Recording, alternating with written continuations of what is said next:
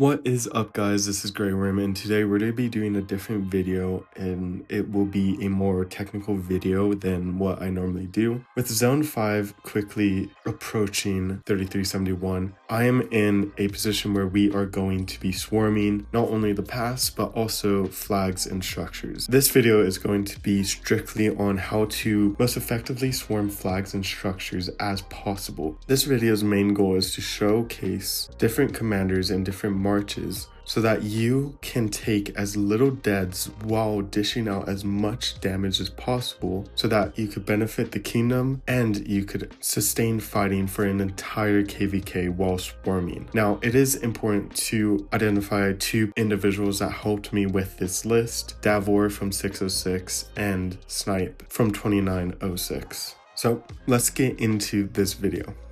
So firstly, we have to go and talk about infantry. Infantry is going to have a lot of commanders that you could swarm with than any other troop type because there's more commanders that are more effective at swarming structures than cavalry or archers. But before we get into that, we have to understand that we have to use commanders that skills are actually effective on structure swarms. There's a huge misbelief that every rally commander can be effective in swarming flags, but it's actually not true because a lot of their skills is dependent on being in a rally. The commanders we're going over today don't have that. This is also true to be said for commanders that are mainly in the field.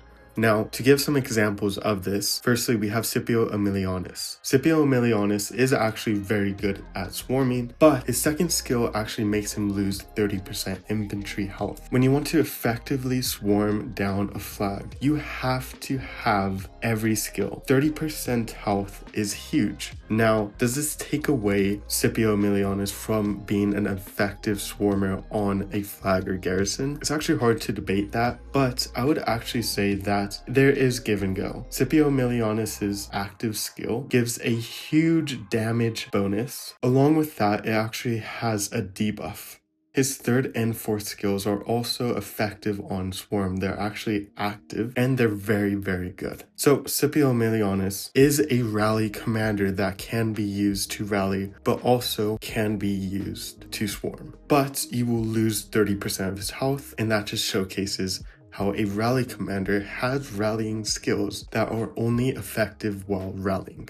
The next commander that we're going to talk about is Arthur. There is lots of people in Rise of Kingdoms that believes Arthur is an effective swarmer. However, Arthur is made for field fighting. You lose 2.5 skills if you just swarm any structure. His skills specifically lay out that they are going into effect if the enemy troop is on field. However, there's only one situation where Arthur can be an effective swarmer on a flag. We'll get into that later when we talk about more cavalry. But Arthur is a perfect example of a commander that is arguably the best commander in the game. Also, his skills fail to be able to be active during a swarm situation against structures. Another big thing to preference is that we are not using field commanders. So this video is to differentiate swarming commanders from field commanders. You should be using field commanders to fight field. You should not be using every single field commander to swarm a flag. If you do that, you just create unnecessary deaths for yourself.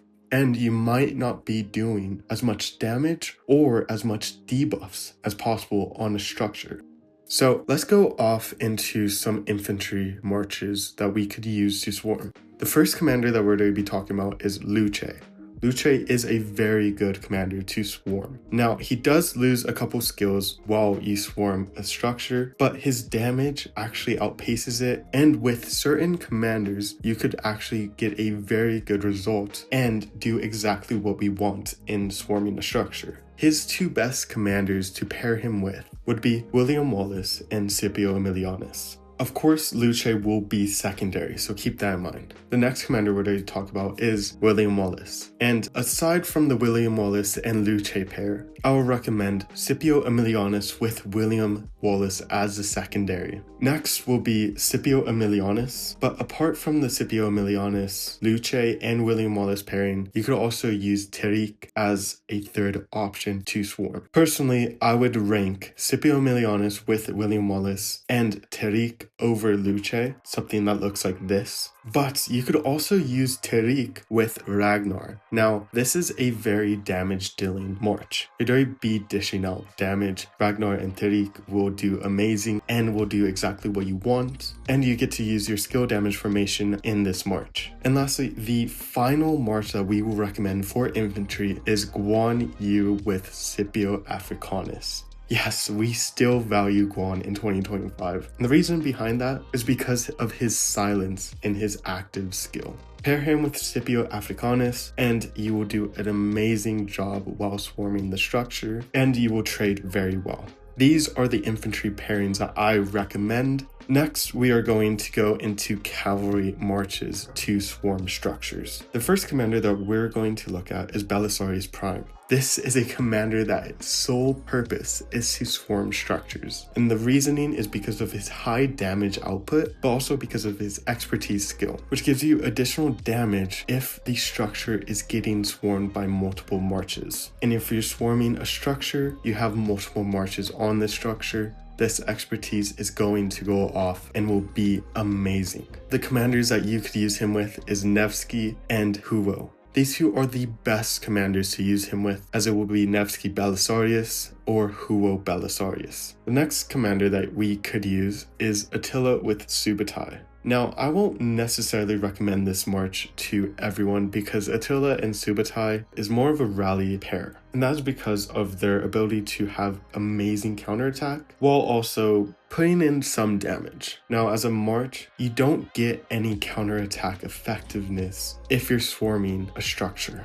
So Attila's low damage factor actually limits Subutai's effectiveness while swarming. So Subutai would be an amazing commander to swarm structures in the future. It might be the best commander to swarm actually for cavalry. It doesn't have an effective combo pair to lead Subutai for specifically swarming. So this is why I would rank this pairing down, but it would still be very effective and you would trade pretty good. The final cavalry pair would be Arthur and Philip. Now, I know what you're thinking. I said Arthur is only a field commander. And yes, this is true. Remember, his skills are mainly focused on the field. However, Arthur Philip is absolutely amazing. Philip is the ghost. And Arthur just has so much damage with the combo effect that this march will be very effective in a swarm. However, there is one caveat. And this caveat would be a word of caution. Because Arthur Philip's best scaling is the iconic 5 gear. Since combo procs normal attack triggers, all the icon 5 effects happen more often with him. That's where this power in this march is. So if you have icon 5 effects on your cavalry marches, then this march will be very, very effective. If not, then you're losing so much power that Arthur Philip might not be as effective as possible.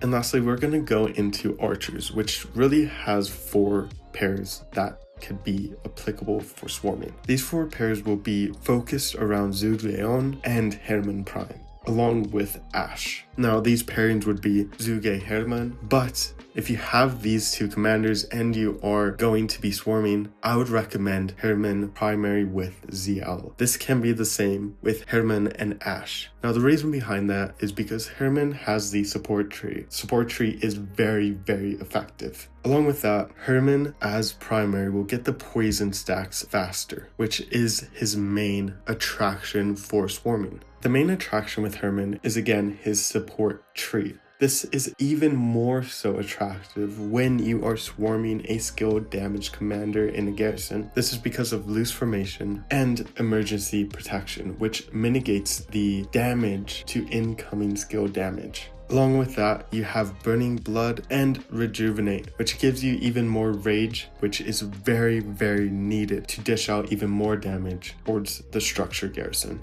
And the last 2 pairings for archers are Ash and Henry and Ash with ZL. These are very high damage dealing archer marches to structures, and all of their skills are effective while swarming. And finally, we're going to bring up 2 more commanders that are effective during swarm, but they are very niche. If you don't have some of these commanders but you have to swarm down a structure, you could use the main primary commanders I've mentioned with Phillip as a secondary. This would be good. Now, this isn't the most effective way for this particular march. However, it is going to create other marches to be even more effective because of Philip's ability to support surrounding marches. And lastly, where they talk about William. William can be used with Nevsky or even Huo as a secondary commander if the garrison deals skill damage. And lastly, we're going to be talking about accessories to use. Now, this is very crucial, but where they talk about the highest priority to use and the lowest priority to use.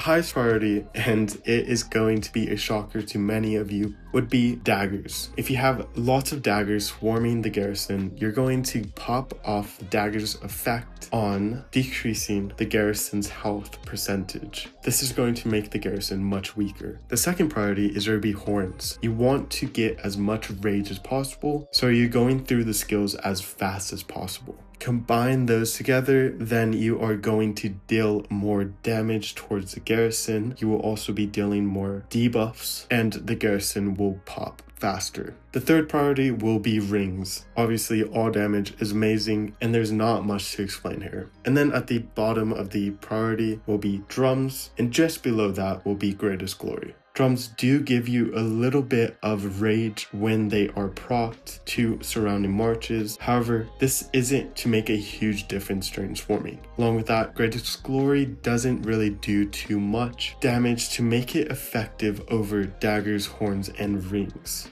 So this is how you can become the most effective swarmer you could possibly be, using these marches with these accessories, and this will make you the deadliest swarmer in Rise of Kingdoms.